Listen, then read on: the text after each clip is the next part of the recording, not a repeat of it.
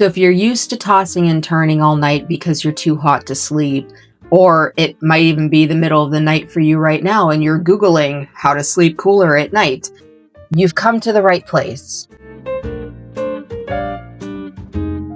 I'm going to tell you everything you need to know as far as tips and tricks and hacks and even products that are worth trying if you really need to sleep cooler at night. In my situation, at least, I'm less than a year away from 50 and firmly in the throes of menopause. So, if you're there yourself, I'm sorry. And I know you can relate. I do take medication to manage things, but that isn't going to work 100% of the time. And especially at night, I still deal with hot flashes and just general overheating. So I can definitely relate to the struggle. If you're ready to learn more, stick around. I'll tell you everything you need to know about getting a cooler night of sleep. The first thing that we'll talk about is adjusting your room. And that doesn't involve moving furniture around or making hugely sweeping changes, but there are things that you can do to your bedroom that will help it to carry less heat through the day and into the night. So if you have a bedroom that has a lot of windows, you'll want to control the amount of sunlight that's coming into them, especially through the afternoon and the later part of the day. Now, in my case, I have south-facing windows, so I get a lot of sunlight for a good part of the day. They're sort of like southwest facing, so I get sun through most of the day and then the sunset into the later afternoon and into the evening, which brings a lot of heat into my bedroom. So room darkening blinds or curtains or even blackout curtains are a really good way to sort of shield your bedroom from the sunlight later in the day before evening arrives. And that means that your room isn't going to get as hot, but it will also cool down more before you get into bed. It's also important to consider the number of electronics that you have in your room. If your bedroom is just your bedroom and it really only has a bed and a couple of nightstands, this hack really isn't so much for you. But if you've got a television, if you have like a home office set up in there that has a computer and other electronic equipment, all of those things generate heat. So when you're in your bedroom and those things are running, especially if they're sort of always running, turning those off in the evening and overnight can kind of help and lower the amount of heat that's being generated inside the room. Depending on your room situation, using fans that you can sort of like strategically point at your bed, or even like having box fans in the window that can pull cooler night air into the room. Those are also an option. And that's something that you'll really want to look at your bedroom and the way that it's set up to see how feasible that is or what might work for you the most. But even just oscillating fans that keep air moving in the room, those are inexpensive, and you might also already own some that you can use. I'm not going to get too sciencey on you, but heat does rise. So depending on your situation, if it is at all possible to have your bedroom on the first floor, that's going to be cooler overnight and even during the day. Next, we're going to talk about things that affect your physical body as far as how warm or cool it stays overnight. If you're able to, taking a lukewarm or even a cool shower or bath before bed is a good way to sort of bring down your body temperature, at least long enough for you to fall asleep afterwards. That said, you might find that a little too invigorating. I'm somebody that can't really shower before bed because it just wakes me up. It's more of like a day starter for me. So, that might work for you, and then it might not. If you wear clothing to bed, make sure to choose, lightweight, cool materials. Stick with natural fibers like cotton or even linen that are loose fitting. You don't really want to wear something that's going to like trap in heat. So things like satin, polyester is another one. There's a lot of like really nice polyester PJ sets that are comfortable, but they'll retain body heat and that's really not something that you want when you're already a hot sleeper. You don't want to do heavy exercise before bed. So if you tend to fit in workouts, in the evening or even like into the night, that can raise your body temperature. So if you're working out daily, maybe move those workouts earlier in the day, either to the morning or afternoon. So by the time you go to bed, your body temperature isn't raised. This might be a bit of a bummer, but alcohol consumption actually can raise your body temperature. So it's a good idea to avoid drinking at least right before bed or shortly before bed. If you have a drink with dinner, 6 or 7 p.m. and you go to bed at like 11 or 12, probably fine. But you want to limit your alcohol consumption right before bed, and that might help to, keep your body temperature a little lower than it would otherwise be. Cold compresses are another really good thing to try, and you might have these at home already. You can also make them, or you can buy them. I have one that is just it's like a flat cold compress. This is fresh out of the freezer, so you can kind of see the little like freeziness on there. But this is flat, so it can slide inside your pillow. You can have this, laying against you wherever you feel hottest. You can also take smaller cold compresses and put them on pulse points. So like somewhere like on your wrist, in the crook of your elbow, behind your knees. Those are all places that when there's cold against them, it sort of travels along through your veins and cools the rest of you. So I don't know if you've ever been really, really hot on a summer day and you've taken an ice cube and just sort of put it on your wrist, how within a minute you start feeling a lot cooler. The principle is the same, but cold compresses like this can be a really good way to cool yourself down inexpensively, especially if it's something that you already own.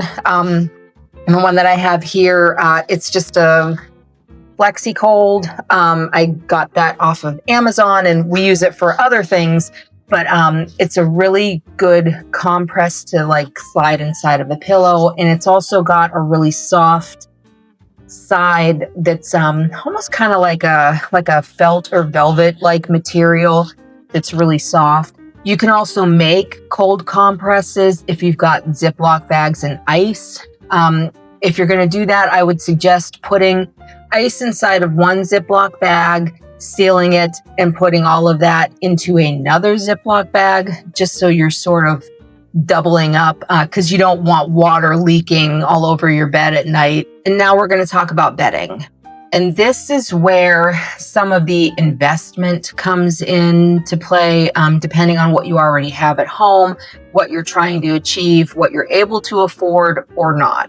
So as far as your bedding, starting at your sheets, you're going to want to opt for natural fibers and lightweight materials, ideally cotton or bamboo for sheets. These are a lot more breathable compared to synthetic fabrics, like polyester, even some sateen blends.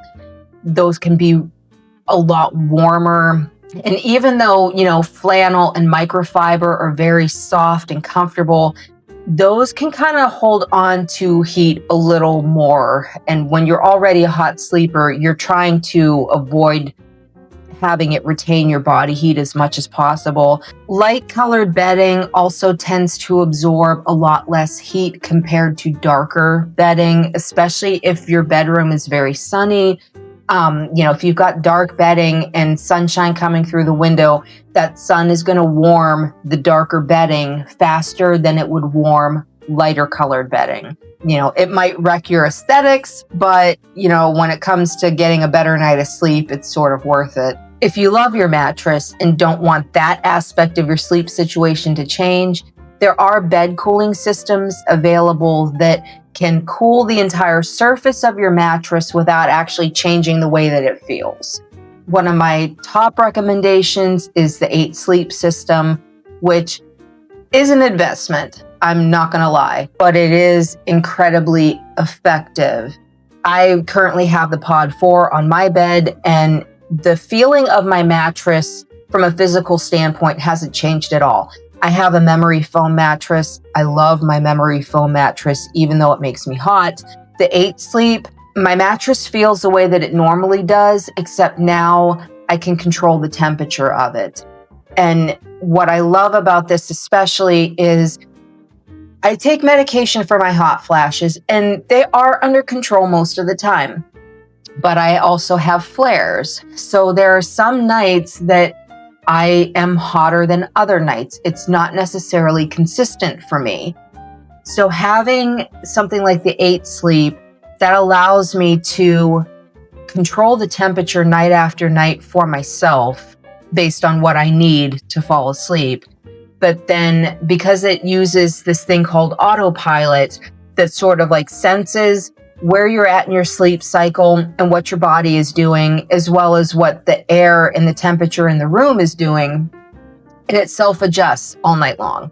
So I can go to sleep and then I wake up in the morning refreshed, and it'll even tell me how many times it adjusted over the night, and it kind of gives me a little sleep score of, how my sleep was, and a lot of other data like that. That's really cool, especially if you're a bit of a data nerd. It's interesting.